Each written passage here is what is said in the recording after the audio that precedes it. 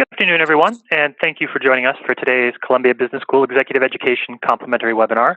My name is Matthew Monagle. I'm the CRM Web Manager here at Executive Education.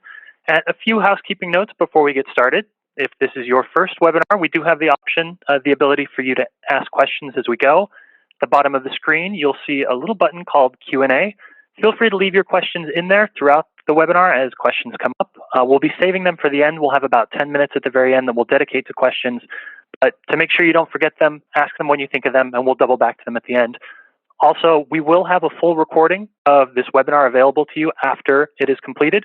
We usually send those out the same week, and we'll make sure to send them to you by email. So you'll get an email notification from us that they've become available. Now, today's topic is the new science of relationships, and our host today is Professor Hitendra Wadhwa. Professor Wadhwa is the professor of practice at Columbia Business School. He teaches MBA and executive education courses on personal leadership and success and on driving strategic impact. He is also the founder of the Institute for Personal Leadership, which runs a variety of online programs. He has done a lot of research and writing into the areas of personal leadership, and we're very excited to have him here with us today. So thank you so much for joining us, Professor. Well, thank you, Matt, and a warm welcome to all of you. In some ways, I should be the last person who should be here to have a conversation on this topic of relationships with you, because if you think about the arc of my own career, I made a deep investment in mathematics, early in my life, majoring in that subject, doing a PhD in, kind of business analytics and management science. And to go from there to where we are today, had a couple of other chapters along the way, from working in strategy consulting to doing a startup in Silicon Valley, and then finally landing up here at, in a sense, my home today, and what I hope to be, my home, for the foreseeable future, which is Columbia Business School, where my focus initially was on, marketing, and then moved into this domain of leading your own self, and then from there to leading others as well.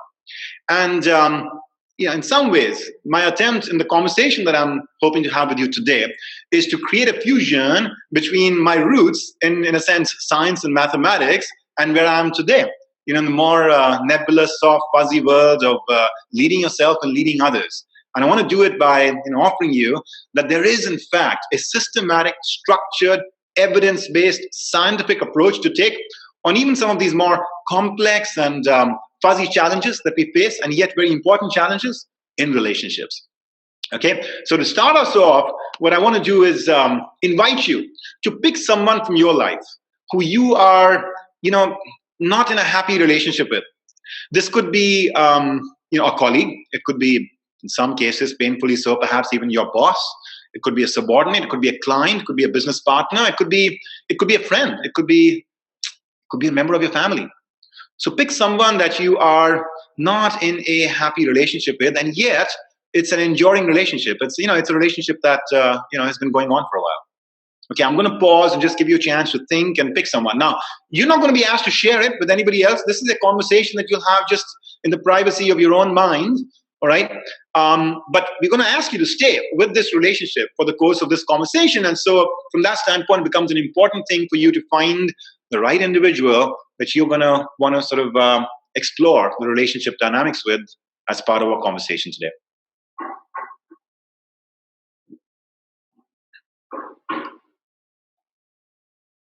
All right. By the way, I'm also very open to having you use the chat window to just share comments in addition to the questions, as Matt was saying. So I believe it's somewhere on your screen. You should see perhaps on the top right, the menu bar and the options. But there is, if you look at, the menu bar, if not, it's directly there, then certainly on the right, you'll see under the extras that there is a chat window, available to you as well. You can open it up and just start chatting there.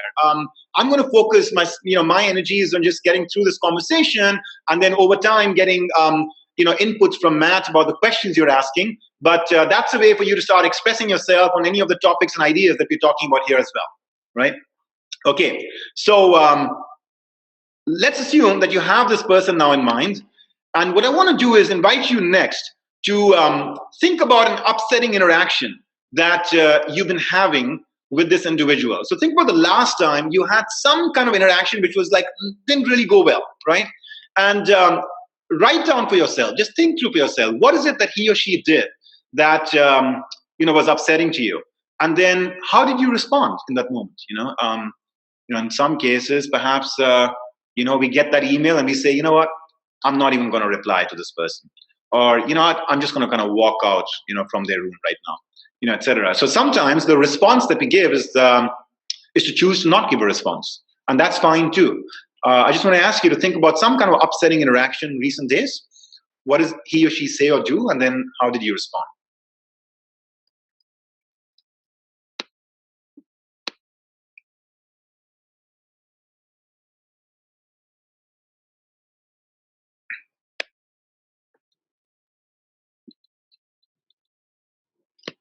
Again, this is just for your own edification. You're not going to be asked to share it, but we're going to come back and talk about this in a little while. So make sure you thoughtfully think about one tangible interaction with them in some recent period of time.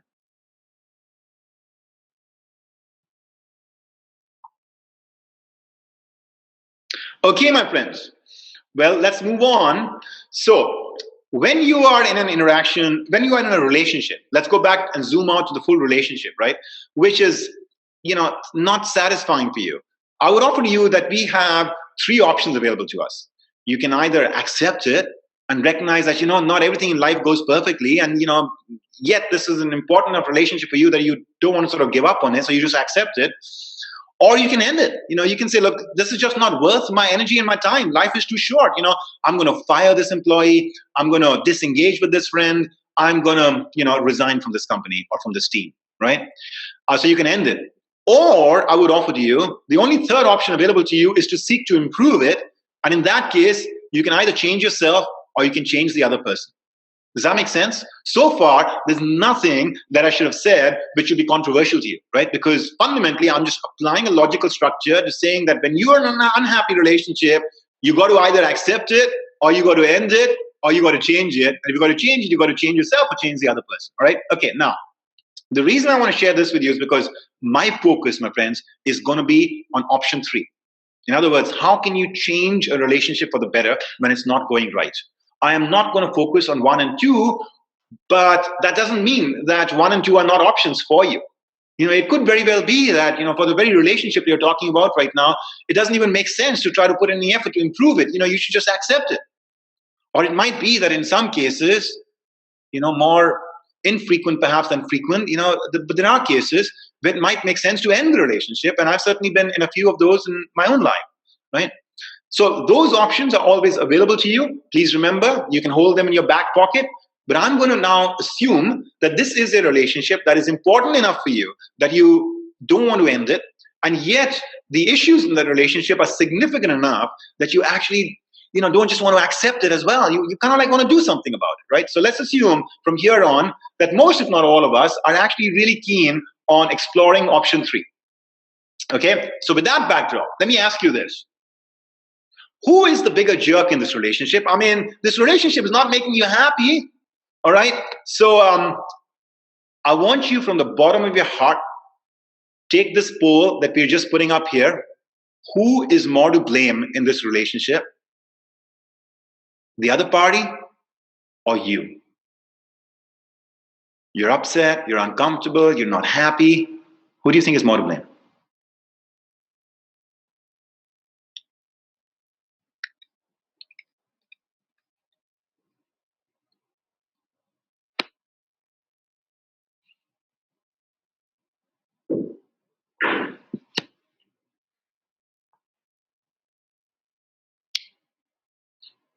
All right, very soon we're going to put up the polling results and show you how we net out across all of us. Well, there you go. It's about a 60-40 division between the other person and you yourself. All right, keep that in mind and let's move on. Okay, so let me ask you this. Since 60% of you are saying the other person is more to blame, what are the advantages of blaming the other person? So let's use the chat window to come up with some ideas and thoughts about how do we benefit when we end up blaming the other person more than ourselves in a relationship that is not going right. You don't have any need to change, right? It's easy. That's what I'm hearing from Carolyn and from Suzanne. It is easy to blame the other person. Well, Deborah is saying, but all you can change is you. Well, let's come back to that thought, Deborah. We're going to come back to that. Lisa's again kind of, connecting the same theme. You don't need to change. So that kind of makes it easy. You don't have to have any personal responsibility in this. There's instant gratification, is saying Mark, because you're just like blaming the other person. You're feeling like you're standing on some higher ground, maybe on some pedestal, judging them. You're this morally upright person who's doing the right things. They're the one who screwed up. It allows you to blow off steam, right? I mean, yeah, absolutely. It's, as Oscar is saying, it's sort of like you can go to your friend and just say, can you believe what my boss just did again? And, and they commiserate with you because they're your buddy. And, each of you starts venting about your, lamentable relationships in life and at work, right? You don't have to admit you made any mistake, etc. Right? Okay, very good, very good. Yeah. So these are all the benefits we get, right, from blaming the other person. We don't have to change. We feel good about it. We are on this kind of morally sort of higher ground, and we can just blow off some steam. All right. Now, denial is a beautiful thing, as Lisa is saying. Okay, awesome. Now, what are the disadvantages of blaming the other person when your relationship with someone is not making you happy? Okay, Carolyn is saying, well, look, nothing changes. Dawn is saying, well, it makes you feel very helpless because it's not in your control. The outcome of the relationship is not in your control because after all, you don't feel it's your fault. So what can you do about it, right? Maria is saying the same thing. You have no control over the change, Nazir is saying, well, look, you don't grow, you don't improve, says Deborah, right? You're stuck, says Suzanne, right? Himanshu is saying, look, it only makes you, matters worse. Why is it? Because when you get really anchored, then isn't it likely that the other person is going to get really anchored as well, right? Or they are going to come to you and say, oh, thank you, for being so rigid about your position that I'm the bigger jerk in this relationship, right? And it makes me feel so warm and connected to you. I really want to have an intimate relationship with you now. Let's go out for lunch. Thank you for putting all the blame on me, right? So do you see how it also ends up dissolving the intimacy and connection and warmth in a relationship that you're actually trying to nurture when the other person senses an attitude from your side or a mindset which says like, buddy, you're at fault. All right? Okay. Of course, you cannot grow at all. You can, not really self-reflect in a situation where you're, really in some ways oriented towards blaming the other party. Well, now let me ask you this. We've seen both costs and we've seen benefits of blaming the other person. And so now my question to you is, take an honest and heartful look and tell me, do you think don't, by the way, use the chat window. This is going to be an anonymous poll now. We're going to put the poll up now for you. All right. Just give us a second. There you go. Do the costs of blaming the other person outweigh the benefits, or do the benefits outweigh the costs?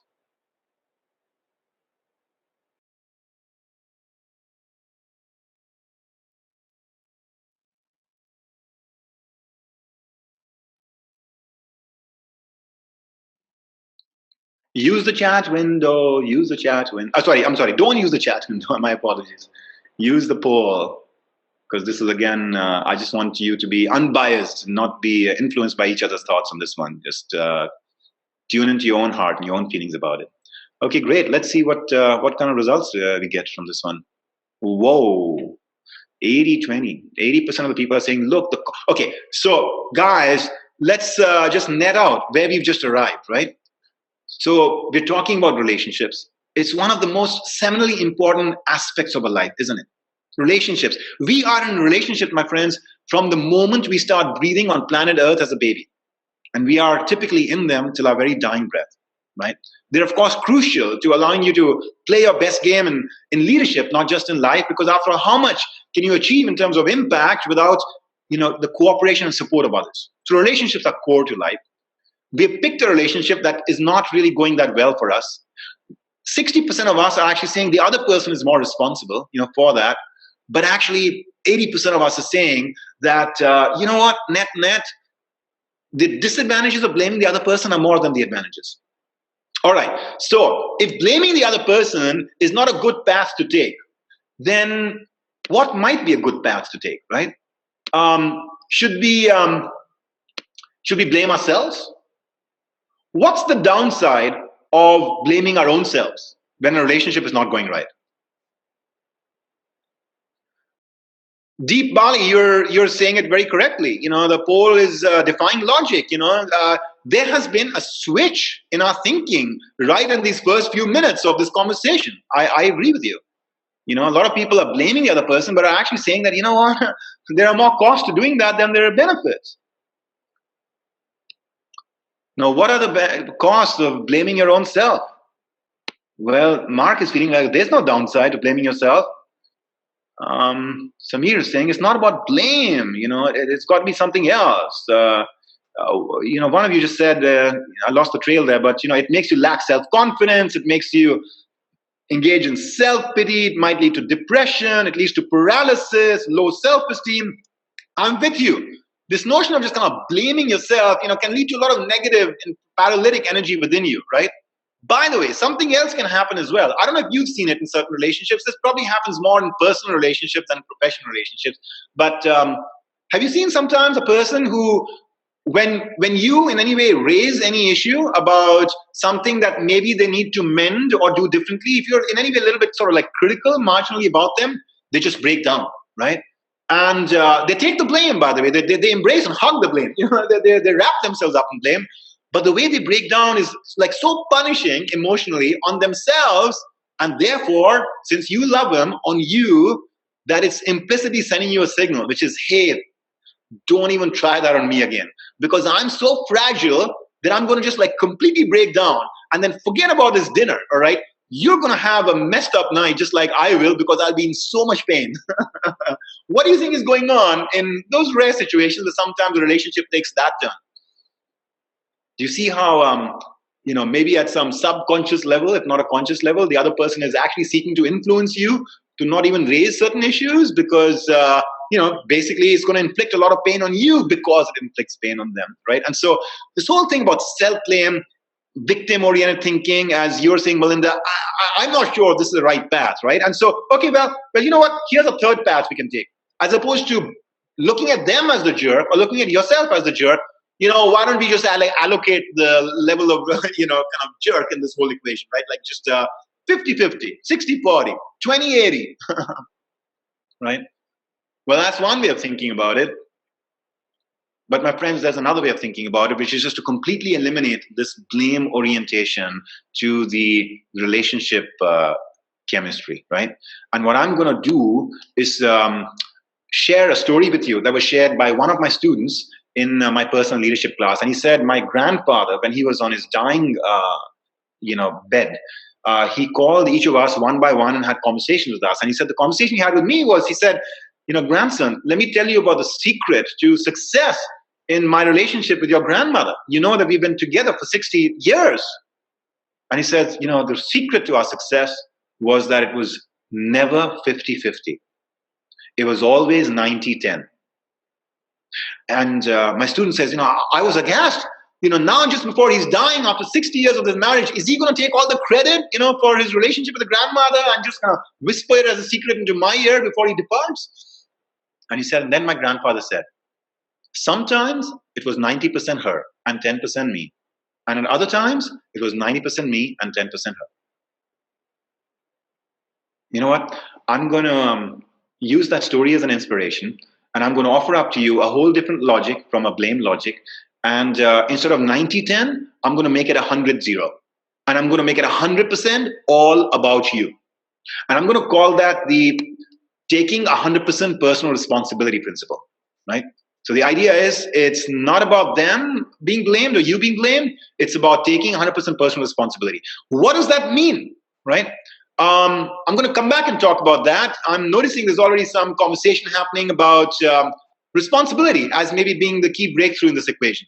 But we've got to define it mathematically. Before the end of this conversation, you will have a mathematical definition of what we mean by 100% personal responsibility. All right, so stay with me on this. Okay. Before I do that, though, I got to introduce you to some of the science of relationships. All right. And so, by the way, I'm going to take an aside now as well.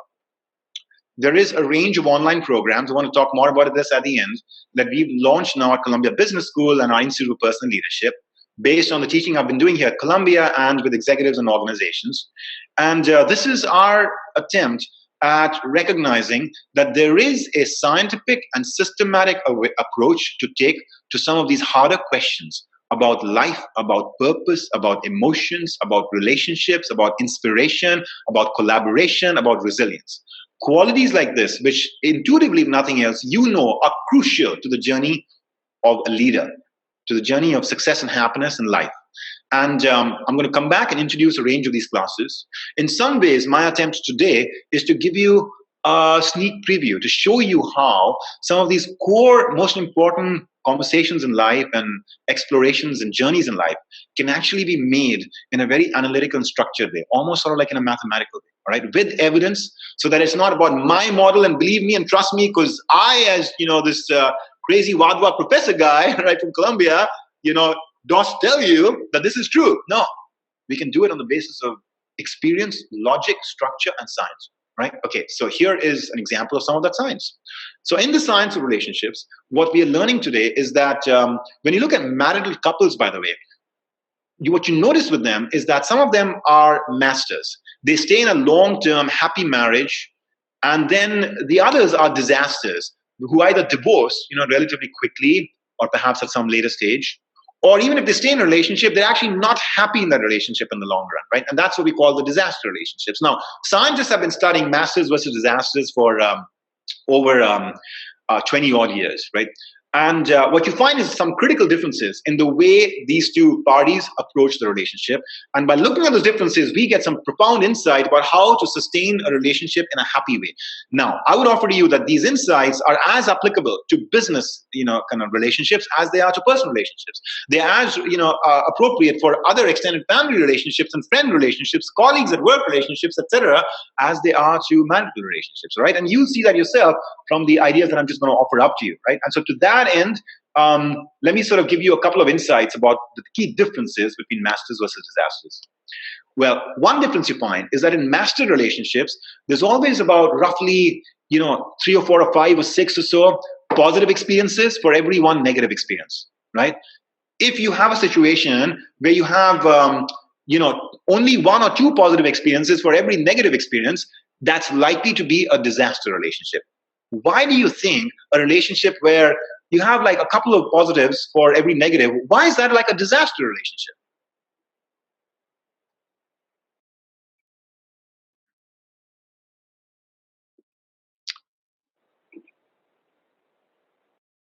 Laura, you're saying negativity bias. I need more elaboration. I'm not sure I know yet what you might mean. We react more strongly to the negative. Yeah.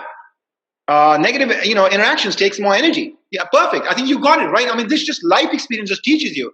When you have a moment where someone is frustrated or angry with you at work, or you kind of like have a meltdown moment with someone at home, it takes a fair amount of effort and time to actually recover from that. Relative to like a situation where somebody's happy and you have a positive interaction, well, that's good.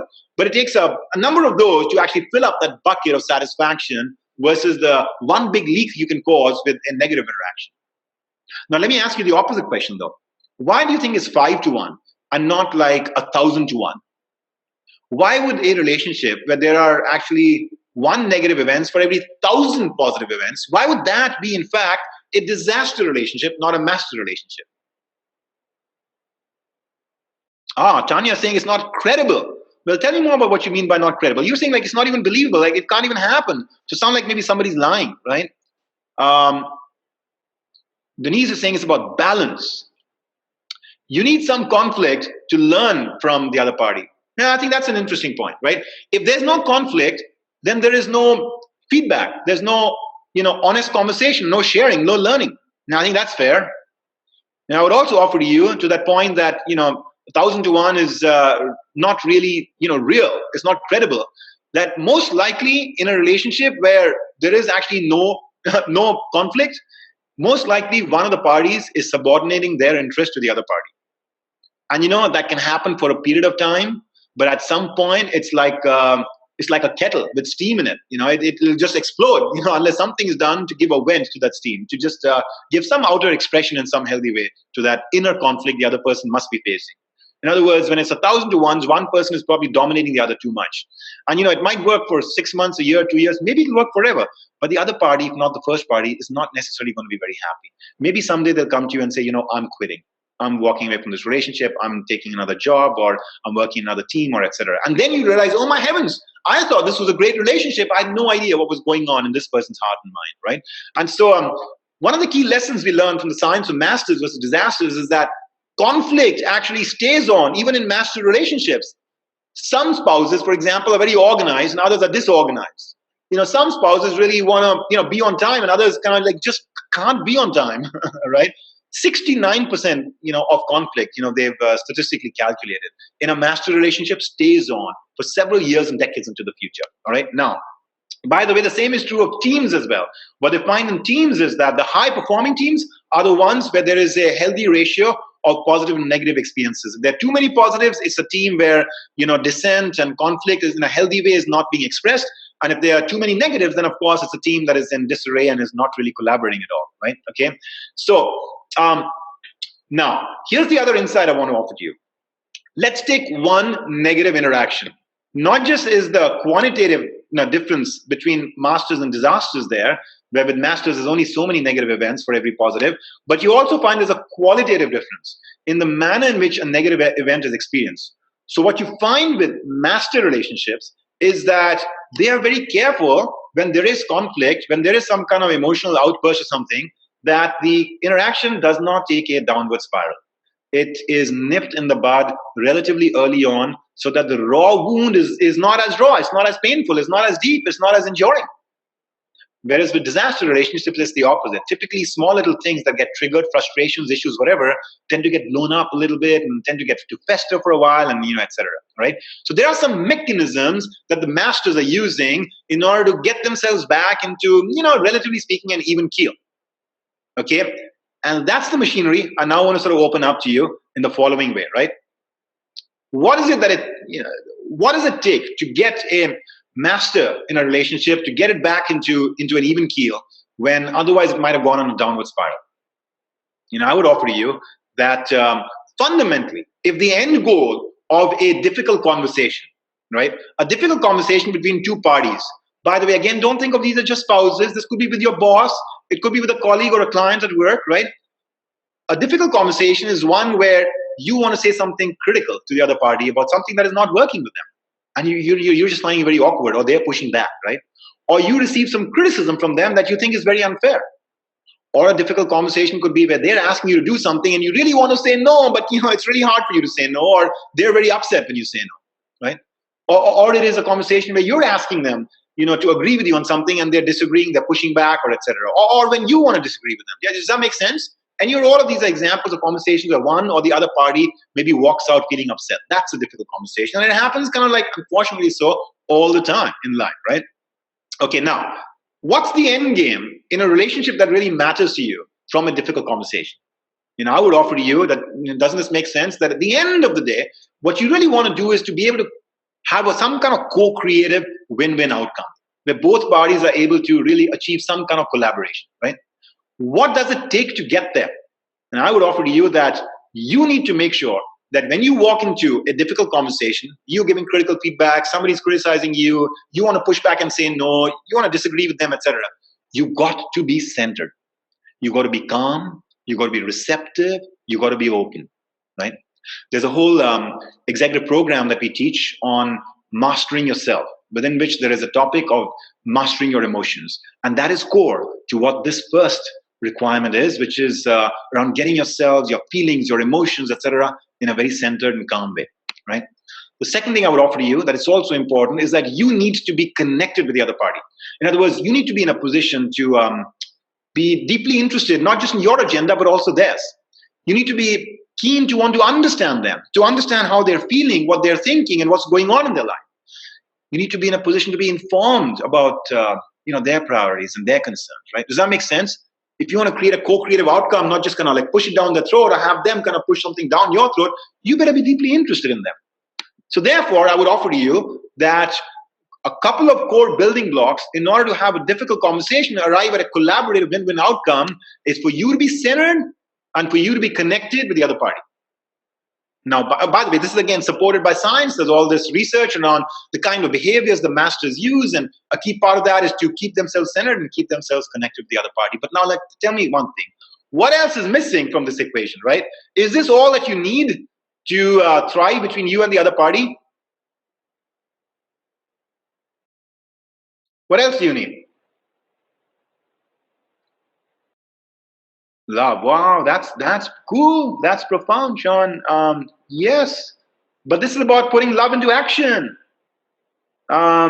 Yes, I hear from Linda that look, the other party also has to put these conditions into play. They also have to be centered and connected, because I mean, just imagine what would it be like if like you were really centered and connected, but they were like, going off the handle, right? And they were like, whoa, or they were really quiet, and they were not really expressing their own agenda because they just were very anxious about, I mean, have you been in a situation like that where you feel like the meeting went well, but the other party just didn't express their concern, and then 2 days later you hear from somebody else that they were criticizing a couple of things in the meeting, and you were like, why did you not raise them there, right? So the other party has to be centered, and the other party also has to be genuinely interested in your needs, not just shoving down your throat their agenda, right? Okay, so this is what I call, my friends, the 4x C rule of collaborative win-win outcomes from difficult conversations, which is that for two parties to succeed at such conversations, they both need to be centered and they both need to be connected with each other, right? Okay, now let me ask you this. Who is responsible for you to be centered and for you to be connected? Is it your mama? Is it your papa? Yeah, good, right. Right, you guys are on the ball here. Now let me ask, it's you yourself. Let me ask you this. Who is responsible for the other party to be connected to you, for the other party to be centered? They themselves. No, you, the other party. Okay, I'm hearing quite a jumble here, but a lot of you guys are saying it's the other party. Some of you are saying it's me. Can you actually take responsibility over the other person's behavior? Have you actually not been in situations where like you could have done whatever you like, but the other party is still going to be this kind of pissed off or anxious or just self-centered or whatever kind of personality? Hey, listen, you cannot. I would offer to you. You remember that option 1, 2, and 3? 3 was to change the other, change the situation, and 3B was to change the other person. Well, I'm going to offer to you, my friends, you cannot change the other person. The only person you can change is yourself. Why do I say you cannot change the other person? Well, I mean, just think about it. Would you like to give over the keys of your car to somebody else and say, oh, okay, you know what? You drive me. You decide what I choose to do, what I think, what I feel, because, I'm happy to be your slave, or like, I'm happy to surrender my freedom, right, to you. This is the new age. This is the enlightened age. We're living at a time where everybody recognizes the core human right for freedom, for liberty, right? Why would you cede control over your own self to somebody else? But in that case, why do you think anybody else would cede control over to you? Ultimately, they will change only when they choose to change. They will not change just because you want them to change. And so to that end, I would offer to you that those of you who are saying that, look, getting the other person centered and connected is my responsibility. Well, you really can't change the other person. So I would offer that, wait a second, that's taking on too much of a charge for something that you really don't control. So if you cannot control the other person and therefore you cannot take responsibility over their behavior, and if they are not here today, only you are here, right? And so we can't really get them to start connecting and, centering themselves with you. Well, then who can, what can we do? And I would offer to you, my friends, that while you cannot take ownership over how they respond and whether they're connected or centered, you can take ownership over doing your best to get the best out of them. And so that's what I call the law of 100, or the principle of 100% personal responsibility. You are 100% responsible for keeping yourself centered, for keeping yourself connected with the other party. And you're also 100% responsible for trying your best, for doing your best to get the other person centered and to get the other person connected with you. You notice the shift in the language in 3 and 4 from 1 and 2. In 3 and 4, the language I'm using is you got to do your best. In 1 and 2, the language is you've got to keep yourself centered. That's in your control. In 3 and 4, the only thing in your control is just doing your best. Okay? Now let's put this framework into practice. Let me give you an example of a situation where someone used this framework, right? So there was a scientist, and she was working in a research lab with a very tough master, the head scientist of the research lab, and he was a very volatile person. On some days he was very, loving, supportive, collaborative, and on other days he was, extremely just kind of angry, just unpredictable, cynical, dismissive, and she really struggled with it. And then she acquired some of the kinds of tools that we talk about in my class on winning people's support. And within that, in particular, in a class that we do on difficult conversations, from which I'm taking, 3%, of the content and putting in this webinar, right? And so she was practicing tools like that. And so this one day, as an example of how she put this into practice, she walks into his office, her boss's office, and she says, Dr. So-and-so, I was just curious about what your thoughts were on that paper, the draft, that I left on your table, because I need to present it at this conference. It's about this great research that we've recently done in your lab. And he looks at her. It's one of his bad days, right? And he looks at her and says, "Oh yeah, that paper, that's in the garbage can out there, right? It was such trashy writing. It was like there was just no way I was going to read it." How would you respond to a situation like that if you were her, right? But here's what she did. She looked at him and said, "You know what, Dr. So-and-so, you're right. I think the writing in that paper was nowhere close to your standards. In fact," she said, one reason I was really drawn to working in your lab 2 years ago when I applied was because over the years, I've been reading some of your research, and I really admire you for the kind of accessible and engaging way in which you put the most intricate and complex scientific issues. And I want to learn that. And I want to grow and be mentored into doing that kind of writing as well, because there's so much more great research happening at this lab now, and I want to help you in propagating that as well. And in fact, you know what? Even though the writing in that paper was not that great, what I can tell you is that the research we have done is actually really awesome. And it deserves the light of day. We do need to use this conference as a platform to put this research in the minds of the other scientists. And so could you help me and guide me on how I can improve my writing?" The next thing he does is like, okay, well, you know what? Why don't you get that paper from that, from that garbage bin, and then let's see what I can do. And then he takes it, half in a gruffing kind of, gruff way, and then he starts marking it out. To kill this sentence.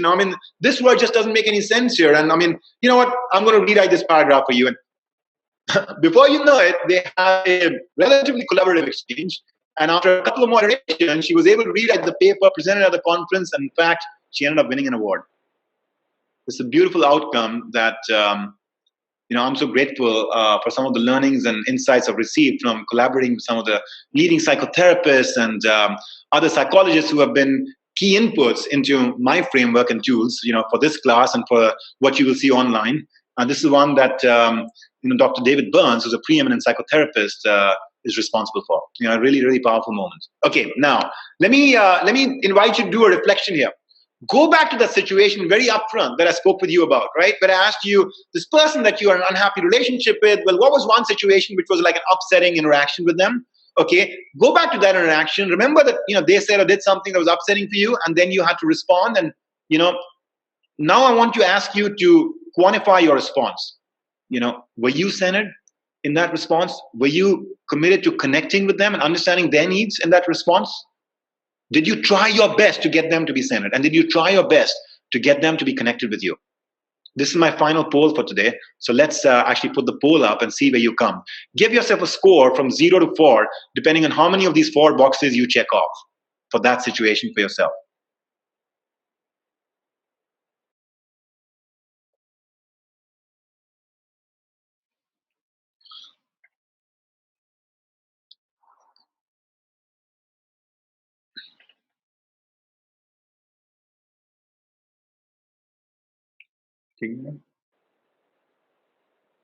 Okay, well, let's see where we come out on this.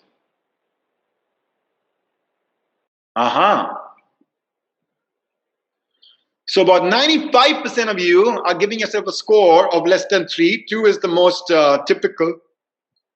And there are 15 of you that are giving yourself a score of 4. So, well, you know what? To me, this is very, very good news. Because what this means is that in this relationship where you really want to, make it flourish, it's not going well. You started, many of you, by blaming the other person. You found that there are disadvantages more than advantages to blaming the other person. And now what you're finding is that, you know what, if you take this 100% personal responsibility kind of mind frame with this checklist of 4 things, well, there is still potential in this relationship to turn it around, at least with regard to the best that you can do. You just never know what kind of magic might happen, right? And so to that end, there is good news for all of you who are giving yourself a 0, 1, 2, or 3, because you're telling yourself, you know what, there is still some more possibilities for me. And it's in my control to try to make this relationship go to the next level by doing my best to bring the best out of me and to bring the best out of the other party, right? Now, how do you do that? Well, in the class on difficult conversations, which is part of the Winning People Support Executive program that we're offering online, I go into 5 principles and 10 techniques for how to master the domain of difficult conversations. And then I talk about specialized cases, but how to disagree collaboratively and how to learn to say no also in a collaborative way, right? And so that's where I could point you, as a path to take in terms of how to master this discipline of taking 100% personal responsibility, all right? For now, what I want to do is share with you a couple of innovations that we are doing to take your learning experience in our executive programs, just like we have for our MBAs at Columbia Business School, to go beyond purely just the intellectual learning of these ideas to the hands-on practice of these ideas. This is based on, again, the science of learning that I'm tapping into and integrating into our class. And what the science of learning says is that, the way people master any discipline is to break it down into chunks, into small parts. That, for example, we are doing with difficult conversations because we are breaking it down into, as I said, 5 principles and 10 techniques, right? Those are the chunks for difficult conversations. So you've got to break the skill that you're trying to develop into small chunks, and then you've got to engage in regular practice and get feedback on those chunks. It's the only way you're going to build a skill, my friends. You learn it in a class, there's no way it leads to any change yet, unless you put into practice again and again and again. Now, most of us, that is where we get exposed to what I call the learning doing gap. We learn something, we feel intellectually smart, but then we go back to our lives and slip back into our old habits. And 6 months later, are you really a different person, right? Well, I've been haunted, by this recognition that as an educator, I've got to find a way to make sure that my job is not done just when people leave my classroom. I've got to find a way to create some kind of support structures and scaffolding in order for them to keep going on that learning journey, in particular to put ideas and principles into practice. And today I'm delighted that on behalf of Columbia Business School and the Institute for Personal Leadership, I'm going to introduce you to, perhaps to me, the most bleeding edge, the most cutting edge, the most powerful mobile platform known to mankind, as best I can tell, for how to actually take some of these interpersonal and soft skills, like mastering difficult conversations, like some of the other skills we teach in our other programs on giving effective feedback, on being an effective inside-out coach for people, on the power of storytelling, on how to influence other people and how to change other people. For any or all of these, we have a number of principles, insights, and tools that we teach you. But then we introduce you as part of the program to this mobile platform that I call a virtual mentor. And what this platform is based on is the idea of saying, don't just take a class from us online or physically at Columbia, but do 10 minutes of practice a day for 2 weeks, 3 weeks, 4 weeks. And in the 10 minutes of practice, we actually put you into role play situations, which for those of you who have taken any kind of soft skills class, you would know that it's actually very powerful when you're in class and you're able to do a peer-to-peer kind of role play, which is structured and organized by the faculty there. It can be very illuminating to see kind of your instincts in action and just see what the other party says to actually give you feedback on what went right and what went wrong, etc. But if you take that role play construct, well, here's kind of what we've done to put it into practice, right? So what I'm going to do next is actually display my mobile phone on my screen. So bear with me 1 second as I do that, all right? And give me 1 second.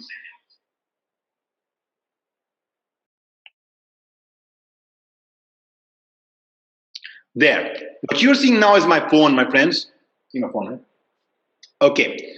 And I'm going to open this app. It's called Virtual Mentor. And in this app, you're going to be given a challenge every couple of days after you have taken the online class with us, right? So you first take the online class, right? And then, it could be on storytelling. It could be on difficult conversations. It could be on influencing. It could be on, driving behavior change, etc.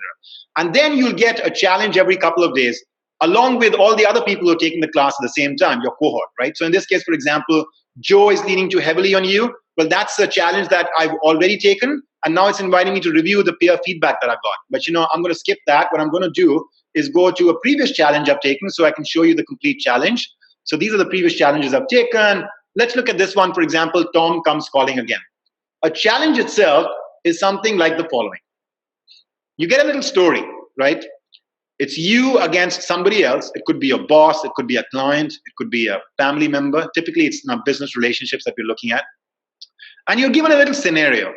In this case, for example, the scenario you're given is that, you're working in the internal strategy group of a boss called Tom, And he's an awesome guy, but you're starting to feel a little bit pressured because you think he's kind of like taking advantage of you. He's giving you too much work, and you haven't been able to say no so far, but you're starting to feel like, God, this is an impossible amount of workload for me. That's it. And then you're invited to watch a video. Remember, this is a challenge that you get once every couple of days on your phone. You can take it anytime during the next 24 hours once you get the challenge, right? So let's see what happens when you watch the video. This will be the protagonist, the other party, your boss, who's in this case Tom, going to be talking to you. Hey, how was your weekend? Hey, fantastic. I just wanted to tell you, you did an awesome job on that steel industry analysis.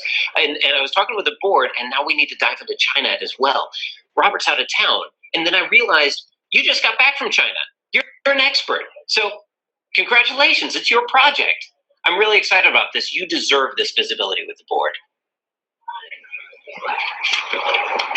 All right.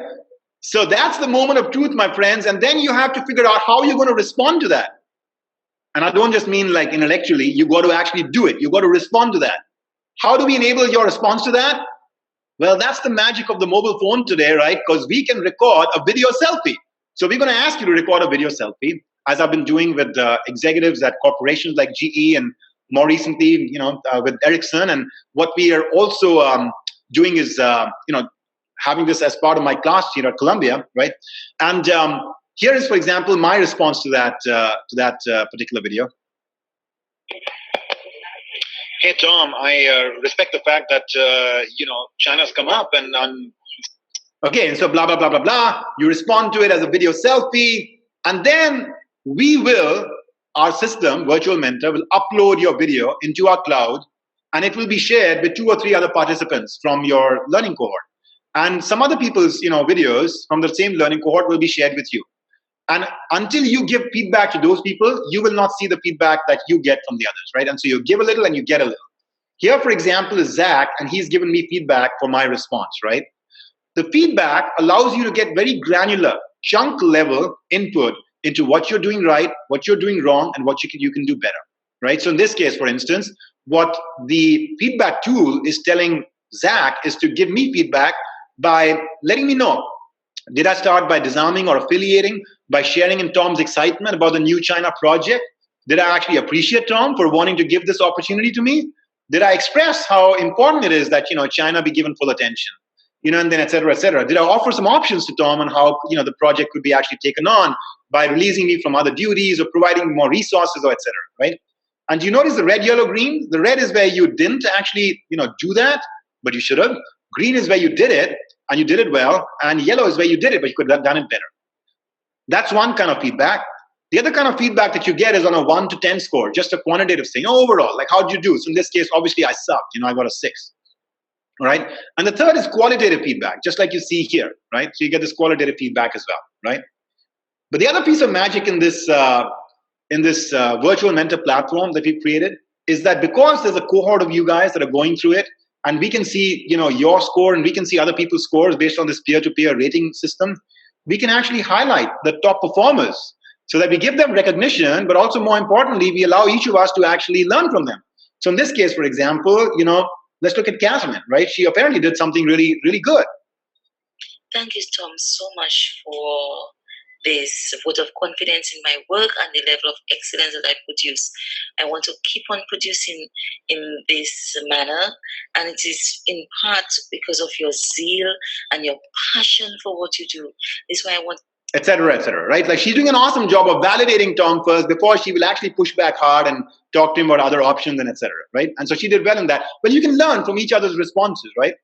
And so, and over time, by the way, it's gamified. So you get badges and awards for the things that you've done well, right? So it has a fun element to it. And there's a leaderboard, so you can see who's like tracking really well over time. Yeah, only the leaders, right? Not necessarily everybody. And so you get to see them as well, right? And so let me stop sharing this. And let me get back to my slide deck. Just bear with me. Okay, so here we are. We have started to use this tool, like I said, both with my organizational clients and with our students here at Columbia. And here's an example of the kind of impact that I'm seeing from this, which was just like, guys, let's remember, this was never possible before. Because in life, in the past, never was it possible to carry learnings back into your everyday life and do a little bit of that schoolwork every day in the safety and comfort of your own home or subway, station or the office by just recording a video every couple of days and then getting feedback on it, right? But you do that again and again and again, and after a while, like it did with Wes, it really starts to transform and change your leadership qualities. And so he says, after using virtual, by the way, he is the head of business development at a GE Ventures company. And he says, after using Virtual Mentor for only a few weeks, I started to receive positive feedback, both from my peers and even from my business colleagues about my response to challenging situations. One of his other colleagues, by the way, just told me that he said, I had to more recently lay off an individual. And he said that conversation went much more smoothly because of the habit I started to build with Virtual Mentor. Here is Leon. He is the founder of a company called Oxytone and the CEO. And he's saying that, look, one of my main challenges is that I'm a non-native English speaker. And to understand like American business kind of corporate culture, it requires a very serious study. And the simulations that I'm getting of like corporate situations in Virtual Mentor is really helping me improve my leadership qualities, right? He says, I validated this new skill within my startup and, the results have been stunning. The quality of the work has dramatically improved. Here are some of my students, Yumna, for example, saying that, it was really interesting to see what kind of diversity of feedback you get for the same response. Some people think that you're empathetic, other people think you're apologetic, and I realize there's a fine line and that, I've got to be really more conscious about how I land on different people, right, etc. Scott was talking about how much he learned from other people's videos, just by watching, and I was like, wow, I really liked what he or she did there. I never would have thought of an approach like that. Okay, and so that's one thing I wanted to introduce to you. I'm really grateful for the kind of opportunity we're getting to put these kinds of new practices, out there.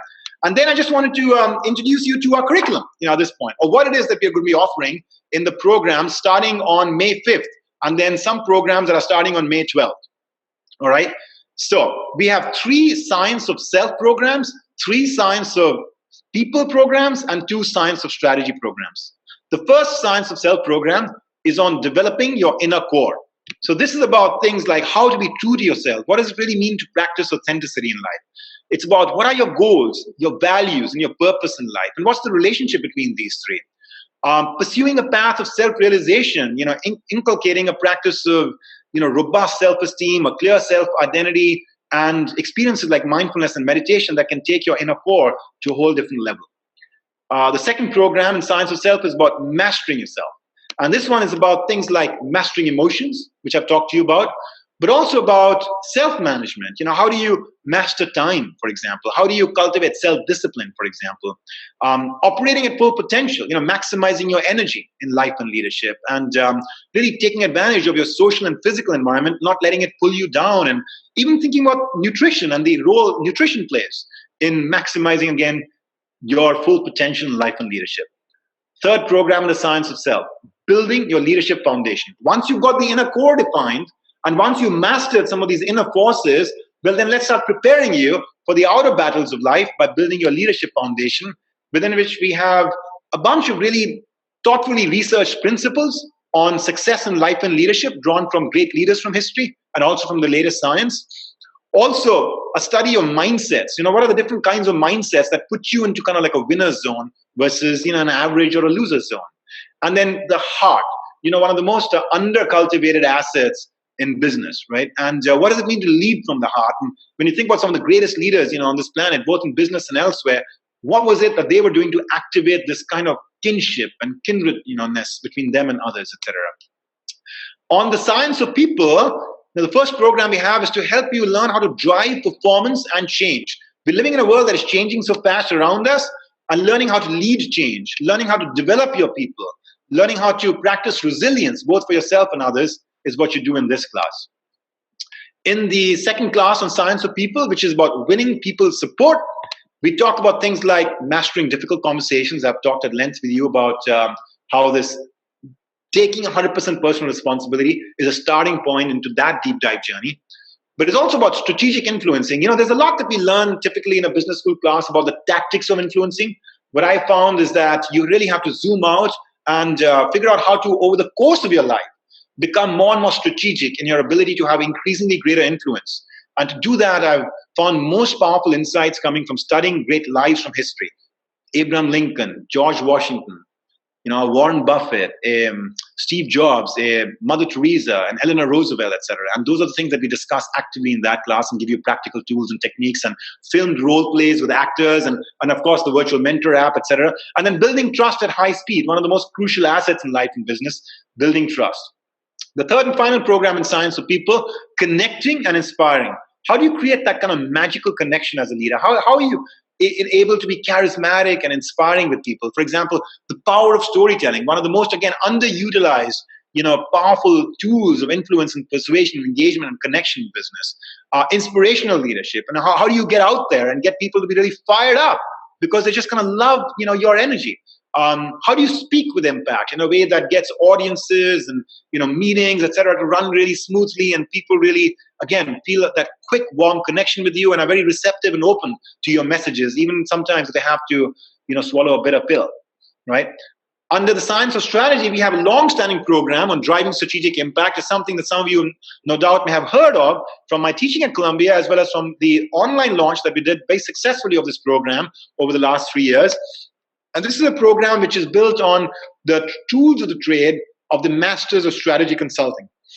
How do you break a problem down into parts? How do you define a problem the right way strategically? How do you collect the right fact base? How do you build robust recommendations? And then we have a new program that is launching based on work I've done on innovation, both from my startup several years back and venture capitalists that I engaged with at that time in Silicon Valley, to pharmaceutical and tech companies with which we have done consulting and teaching in this area around moving beyond just a kind of analysis-based approach to strategy into more of an experiential, fast-failing, experimental, kind of just like going out there and taking certain informed and contained risks and then learning from them, etc. That kind of path. So discipline innovation is the last program I wanted to offer you. Okay, so these programs, like I said, are launching May 5th and then May 12th.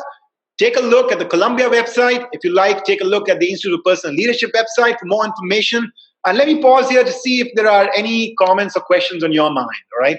I hope you found the discussion on relationships so far, energizing and perhaps rich in possibilities in terms of what you can take back practically even today, much as some of the deep dive tools are the things that you can come back and take if you're interested perhaps in the executive programs that you're offering.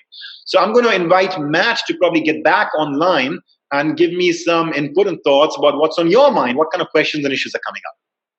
Hi, Hitendra. Thank you so much. That was really great. And I've never seen that amount of activity before in chat. So it's so great that everyone took the opportunity to learn not only from Hitendra, but also from each other. We're just about out of time. I wanted to ask one question, though, that had come up a few times. And I think it's one that you're uniquely suited to answer, teaching both exec ed and MBA students. And that's millennials. The research that you've done, the interpersonal concepts and ideas that you teach in your courses, can those still apply to this upcoming new generation of workers, or is there kind of a different way, a different mindset you need to use when thinking about how to communicate with millennials? Yeah, it's a great question. I'm hearing that question a lot from senior executives today, many of whom have a generational gap, which is large, and they're really struggling, and yet they have to harness the energy of this population. Well, I'll give you a two-part answer. The first part is yes, absolutely, because the principles that I'm committed to codifying and teaching at Columbia and in our executive programs online are universal, are principles that cut across geography and culture and time and civilization. And I know that from the study of great leaders from history, going back hundreds of years across various situations. I know that from the science, which is showing that as a human being, we are just invested, with certain kind of, laws of human nature that drive and shape all of us. All of us get inspired by love and positivity, and all of us get pulled down by stress and negativity, etc. Right? And so, on the one hand, I would offer to you that absolutely, what I'm seeking to do is drive to the core of what makes us human, what makes us connect and convinced and resilient, etc. And so that, it's a very liberating idea that to be a global manager across cultures and generations, etc., you don't need to learn 1,000 different things about 1,000 segments of this demographic market. But you actually need to learn the core. And when you know the core, sometimes it doesn't even matter if you speak that language or eat the same food or dress like them. People respect you because intuitively they feel your energy and they resonate with you in a whole person way as much from inside about values and mindsets and commitments and feelings as they do from the behaviors on the outside, right? So depth of resonance at a whole person level is something which cuts across civilization, time, generation, etc.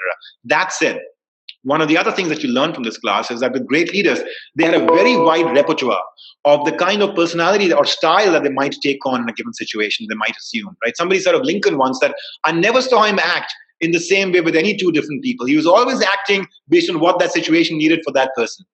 And so that's a discipline, a flexibility, a wide, kind of behavioral repertoire that we all need to develop. But it starts from centeredness from inside. It starts from having that confidence and comfort that, you know what, my personality doesn't have to be confined to just this. I can play across a relatively wide spectrum. I can tune in and see how I land best on the other person and then work with them. And to that end, yes, you do have to take different tacks with millennials, for example, than with others. For example, they're much more, idealists. They're much more looking for more than just like, okay, what kind of financial reward are you going to give me? And I don't mind just sucking it up and just kind of playing by the rules for the next 10 years because I'm going to make all this, kind of money, or I'm going to get this promotion. Some of the more traditional rules of the game. For them, it's a lot about meaning. It's a lot about fulfillment. It's a lot about what's in it for me at a very intrinsic level. And we've got to learn how to connect with them in that inside-out manner, right? So to that end, it might be different, but the tools are here, my friends. The insights, the core principles, the universal platform is what we are seeking to build at the Institute for Personal Leadership and at Columbia. And Matt, I know we're out of time officially, but if it's okay with you and the audience, of course some of you may need to leave, which I respect, and I wish you well, in life and leadership if you do leave us right now. But I have a few more minutes, so if you like, we can take about 5-10 more minutes to see if there are any other kind of couple of quick questions I can answer. And because I regret that I ended up taking so much time on the talk that I didn't open it up to more questions earlier. But I can take about 5 or 10 more minutes, and then this is being recorded. For those of you who have to leave, you can come back and watch the last 10 minutes of the recording. Yeah, I want to reiterate what Hitendra said. A few of you have asked about the webinars. We usually will get those out about 3 to 4 business days after we're finished. But since, just like you got an email to log in and to actually participate in the webinar, you'll get an email with the URL that shows you where the webinar is available on our website. So let's take just 1 or 2 more minutes then. Another question that we had is about positions of power. How do you deal with someone who's in authority over you? Can you use these same principles and concepts when you're in, your boss kind of has final say and they have built in things that they're allowed to kind of veto or refuse you on? Let me give you 2 examples. You remember the story about the scientist? You remember she was talking to her boss. She was talking to her boss and she was using these techniques, and he ended up starting to eat from her hands after being in a foul mood. Who knows what happened to him? Maybe he was just moody. Maybe he had a bad moment with his, spouse at home or something, but she was getting really negative energy from him and she turned it around. So yes, absolutely, you can use it with people who are in a position of authority. Let me give you another example. One of my executive education students shared it with me. He's actually from the Secret Service in Washington, D.C. And he said he was once sitting with his wife in their back porch and, they were going to have a meal and, open their, kind of bottle of wine. And he said a man just breaks into their home from the backyard with a gun. And he says, give me all your valuables. Go back in your house and give me all your, valuables. Stop. What are you doing right now? And he says, I was about to reach for my gun. And my wife, she just kind of looks at him and she says, look, I can't believe that you're doing this. And she said, you know what? There must be something seriously wrong with what's happening to you in your life. Because otherwise, why would you be so desperate in kind of what you're doing? I'm really concerned about you. And she said, you know what? My husband and I, we were just going to open this, bottle of wine. We were going to drink some wine and then, have some dinner. And if you like, you can put the gun down. You can kind of sit with us and join us for dinner because, I'm really concerned about you. I really want to understand what's causing you to feel this compulsion to want to kind of break in here with a gun. And he says, that I was just stunned. This man, he put the gun down. He sat with us. He had a conversation over wine. And at some point, he was sheepishly reaching out to his gun because he wanted to leave. And I told him, look, you can leave, but you can't take the gun. And he said, the man left. And he said, then the next morning, there was a knock on our door early in the morning, and it was him. And he said, look, I'm not here for the gun. You can keep that. But, I just wanted to say thank you. I think what you did for me yesterday was so, so valuable. Okay, now, I've given you 2 stories, my friends. Both of people who were in a weaker position versus if you want to call it the adversary on the other side. There is a set of chunks of skills and tools and behaviors that these 2 people are using. We don't have the time here for me to go into all of that. Otherwise, this will become like a really long, kind of like tutorial. But if you take, for example, the difficult conversations class, well, you'll be able to dissect both these conversations and emerge with a very concrete sense of the 7 behaviors that she was using in this recent conversation. And in the previous one, the research scientist, the 4 behaviors that she was using. And then these are behaviors you can practice and I can practice. And I can tell you from personal life experience, as well as these stories in the science, that there's a lot of potential. Again, it's not necessarily the case that every relationship can be turned around. And so in some cases, you do want to reserve the right to just accept it or to end it. But you'll be surprised about how much more potential there's in relationships than you may have imagined. All right, so we have one last question, I think, and then we are definitely going to be out of time, but I thought this was a good one. Increasingly people's workplaces are becoming remote, so you and I might work together as colleagues, but we never see each other other than on the computer screen like we are now. How can you apply some of this interpersonal learnings into dealing with people who are remote, who you only ever know as a voice on the phone or as a face on the screen? How do you have that same degree of connection with them? Yeah, no, I think it's a great question. It is one that we do cover in our program on building trust-based relationships. The need today to be able to forge trust, across distances and time, and with more limited channels of communication like texting and email and, et cetera. So I think it's a great question. And again, a more thorough answer will, take much more time than we can, do here. So let me just quickly extract a couple of insights and thoughts on that. I think what you really want to do is recognize first and foremost, it's very important for you to engage with the whole person on the other side. It's just not your words and their words. It's about how they're feeling. It's about what they're thinking. Now, a lot of the tools and techniques we teach are to help you probe that inner life of that person, so you can really try to understand them in terms of, again, their attitudes, their beliefs, their thoughts, their feelings, so that you know them and there's no surprise. Right? But to get to that in an email medium might take a lot more effort than it does in a more physical setting, right? And so you may, in an email case, for example, want to probe by asking the right question. You may also want to make sure that you recognize that, look, the other party is getting very limited information about you. So if you're very cryptic in the way you respond to an email, they may start misreading you in some ways if they're paranoid about sort of how you're taking something, because maybe you're in a position of power. So maybe you do use a little bit of an extra language there just to give them a pat on the back or reassure them or something to make sure that your words, if you're expressing something sensitive, may not be misconstrued as you being pissed off, or you being kind of unhappy with them or dismissive about them, etc. Right? And so both being mindful of the informational gaps that requires you to be a little bit extra expressive from your sides in mediums of communication where people can't experience your tone or your body language, and also being mindful that since you can't experience that with them, you've got to be able to open your lens a little bit more by asking certain questions, by pausing, by really paying attention to every word they've responded with, or saying, what, this is not an issue that I can actually really make progress on just by email. I need to kind of just pause here, be patient, and wait for the day after tomorrow when they're back in the office and really have it as a conversation. All right, my friends. So I think we're at a good juncture to allow you to sort of get back into your fabulous lives. Well, thank you for joining me, for joining Matt and the team here at Columbia and IPL on this webinar. I'm really appreciative for the very active engagement, as Matt is saying, you guys have been having in the chat and Q&A windows as well. Thank you for all your very gracious remarks and feedback as well, which I've been skimming now and then about the appreciation you've had for this webinar. I look forward to seeing you perhaps in one of our executive programs and perhaps bumping you into the street in any parts of the world. It's been really very joyful, where today now with this online medium, sometimes I've been in Mexico City, and in one case I'm in Hong Kong, and I've actually bumped into some of you guys who've said, Professor, I took your class online. We're living in a magical new age, all right? So good luck in your relationships, particularly in this one relationship that you focus on for today. Go ahead and try to kind of weave some more extra magic into it. And, if you find some growth and progress happen, report back to me, all right? Stay connected. Hitendra, thank you so much. We really appreciate it. And just to reiterate, we will have a full recording available in the next three or four business days, and we'll send you an email not only with that link, but some more information about these online courses as well. So don't worry if you couldn't remember the website or the name. We'll have all that information to you soon. But Hitendra, thank you again so much, and thank you to everyone for participating. You guys really made this a very interactive and very enthusiastic webinar. It means a lot to us. Thank you.